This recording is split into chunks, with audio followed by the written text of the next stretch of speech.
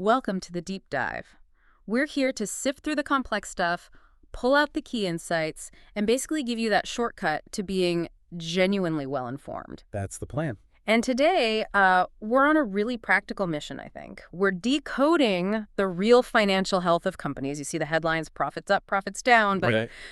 this deep dive, it's about giving you the tools, the analysts' toolkit, really, to look behind those numbers. We'll get into these key investment ratios, help you understand how experts, like Clara Freeman at a big investment bank, actually size up a company. Yeah, think of it like a secret language for finance. Rosetta Stone, exactly. It really is. I mean, at the end of the day, we're just talking about investment ratios. It sounds technical, but it's just the relationship of one key figure to another. Okay. And these ratios, they let you do two really vital things. First, compare different companies, say, in the same sector. See who's really performing. Right, apples to apples. Exactly. And second, you can track how one single company is doing over time. Is it getting better? Worse? Makes sense. And the main goal really is just to see how well the managers are using what they've got their resources to actually make a profit, seeing the real story in the numbers. Okay, let's unpack this then. First, key metric, the one that sort of cuts right to the chase on efficiency, return on assets, ROA. Yes, ROA. It's not just profit, is it? It's about how well they use everything they have. Precisely. Yeah, ROA is it's fundamental because it looks at a company's profit for the year. Okay. And it relates that directly to the total value of its assets. And assets means? Everything, all its resources, cash, buildings, machines, inventory, you name it. Got it. So it gives you a really direct, kind of unvarnished look at how well managers are using those resources. How efficient are they, basically? So you could have huge profits, but if it takes tons of assets to get there. Exactly. Your ROA might actually be pretty weak compared to a leaner competitor who does more with less. It's about that core operational efficiency. Okay, and this is where that phrase comes in, the one I find really vivid. Sweating its assets. What does that actually mean for a business? Yeah, it's a great phrase. Sweating its assets is, it's like it sounds. Making every pound, every dollar of resources work as hard as possible. Touching them hard. Right. The source says, if a company uses relatively few resources compared to similar companies to generate a higher level of profits, well, then it's sweating its assets. Okay. Think about maybe a factory that optimizes everything, uses smart tech, and pumps out twice the product from the same building and equipment as the guy next door. Right. Maximum output, minimum input. That's it. Running lean, running mean, generating profit efficiently. Sounds great. Like the ideal situation. But I've heard warnings, that you can push that too far, that there are limits to the sweating. Oh, absolutely. And that's a really important question for you, the listener, to consider when looking at a company.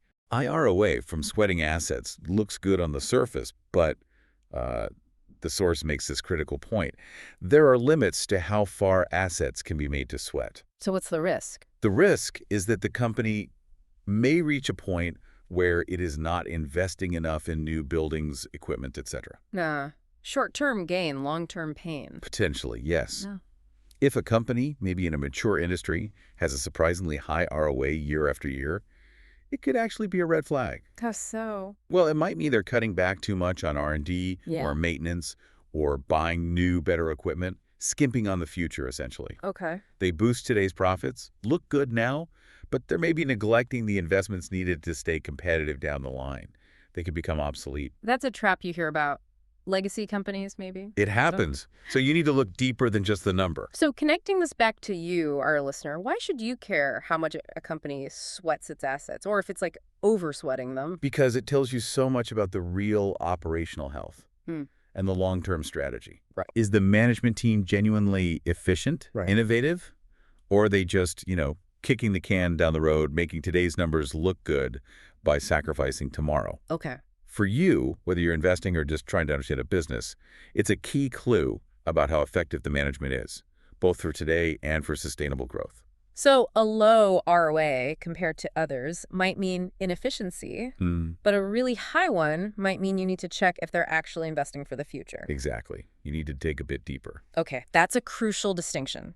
So we've looked at total resources, but what about the specific money that the owners, the shareholders, have actually put into the company? Oh, yes. How well is that money working? Which I guess brings us to the next big one, return on equity. ROE. Return on equity, yes, Yeah. ROE. This shifts the focus squarely onto the owner's perspective. Right. It measures how well a company's managers are using shareholders' equity, which is the owner's stake, basically, to invest in activities and resources that generate profit for shareholders. Put simply, it's the return on the money the shareholders themselves have invested or reinvested. So for many investors, this is kind of the bottom line. How much bang for their buck? Pretty much, yeah. It's a key measure of value creation for the owners. Okay, let's make that concrete. The source gives an example, right? Say, profit before tax is £50,000 for the year. Okay.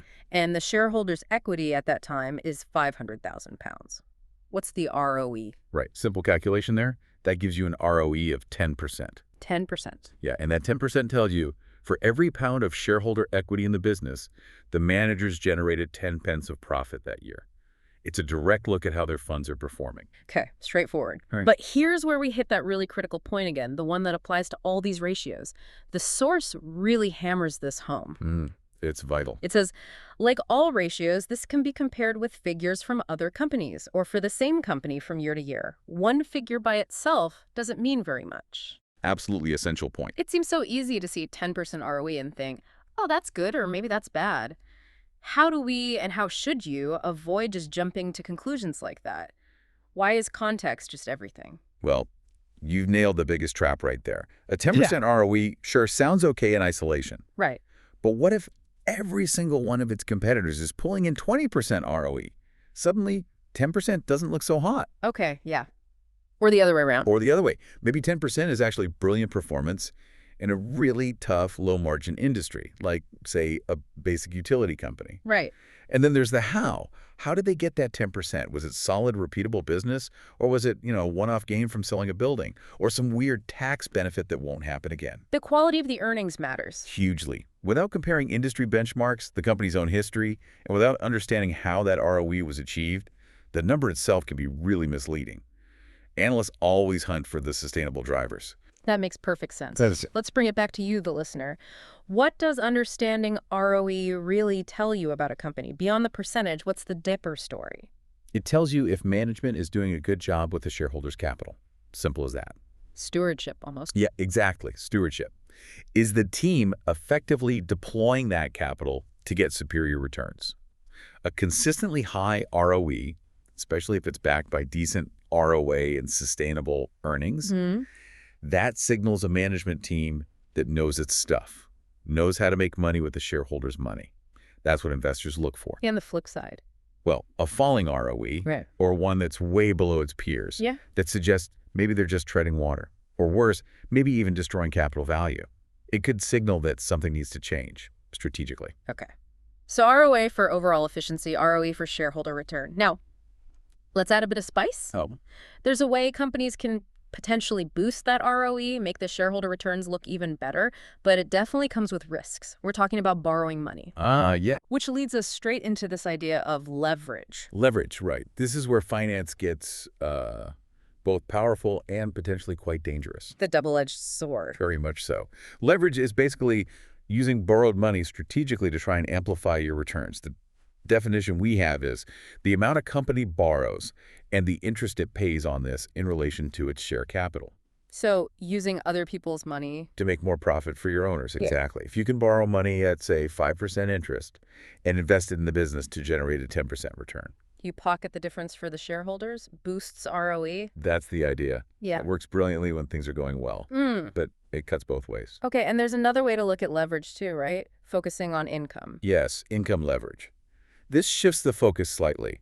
It looks at the amount of interest a company pays on its borrowing in relation to its operating profit. Operating profit being? Profit from the core day-to-day business operations, before interest and taxes. Got it. So income leverage tells you how much of that core profit is being used up just to pay the interest on the debt. Okay, let's make that real again. Say a company makes £80,000 in operating profit. Okay.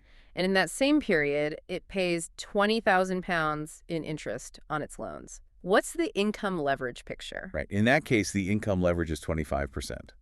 20K is 25% of 80K. So a quarter of their operating profit is gone straight away just to service the debt. Exactly. That's a pretty significant slice. It immediately tells you something about the weight of their debt burden. That feels quite clear. Is there another way analysts might phrase that relationship? Maybe something even more intuitive? There is, yeah. We often talk about interest cover or times interest earned. It's the same relationship, just flipped around. How does that work? Interest cover calculates the number of times it could pay the interest out of its operating profit. Ah, okay. So in our example, 80K profit, 20K interest. The interest cover is 4 times. The operating profit is 4 times bigger than the interest payment. Right. And higher is better there. More cover. Generally, yes. Yeah. Higher interest cover means more breathing room, a bigger safety margin. If that number starts getting close to 1, meaning profits just barely cover the interest, That's a huge red flag. massive red flag. Any little dip in profit, and they could struggle to meet their debt payments. Okay. And just quickly on terms, a company with a lot of debt is highly leveraged, you said. Highly leveraged, correct. Or, statistically in British English, you'll also hear highly geared. Same thing. Good to know. But what's the critical danger we need to understand here? What's the worst case scenario with leverage? Well, the source puts it bluntly. A company that has difficulty in making payments on its debt is over-leveraged. Right, can't pay the bills. Exactly. And the thing people sometimes miss is that leverage doesn't just amplify returns in good times. It amplifies losses and volatility in bad times. Okay. A highly leveraged company might look amazing when the economy's booming. But a small downturn, maybe interest rates go up unexpectedly, or their sales dip, it hits them much, much harder than a company with less debt. That smart-looking growth strategy can suddenly turn into a very rapid slide towards financial distress. Or worse. Or worse. Yeah. Bankruptcy isn't uncommon for over-leveraged companies when things turn sour. Think about industries that naturally carry a lot of debt, like airlines with expensive planes. A sudden shock, like we saw with the pandemic, can be absolutely devastating for them because of that high leverage. Okay, so tying this all together for you, the listener, why is getting a handle on leverage so incredibly important? What's it revealing about a company?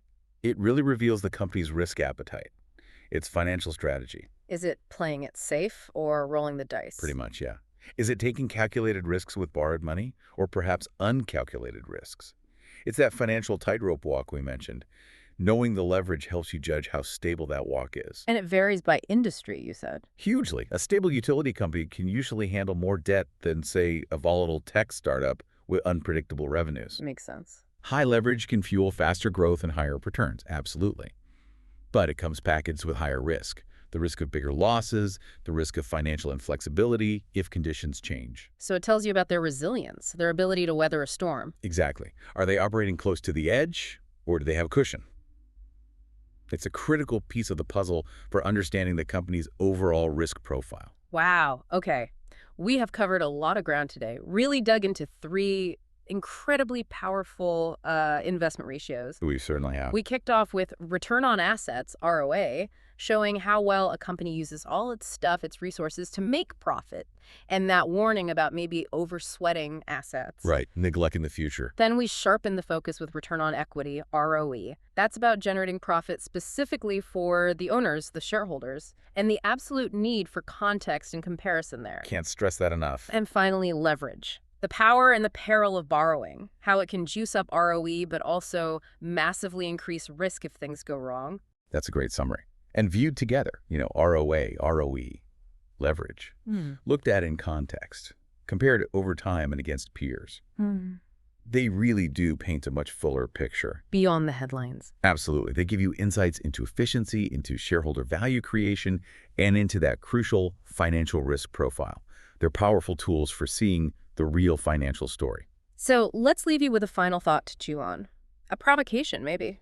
Go for it. The next time you read a news report about some company's profits, or maybe you see an investment opportunity advertised, or even just think about a company you deal with every day, your bank, your supermarket, that airline you fly with.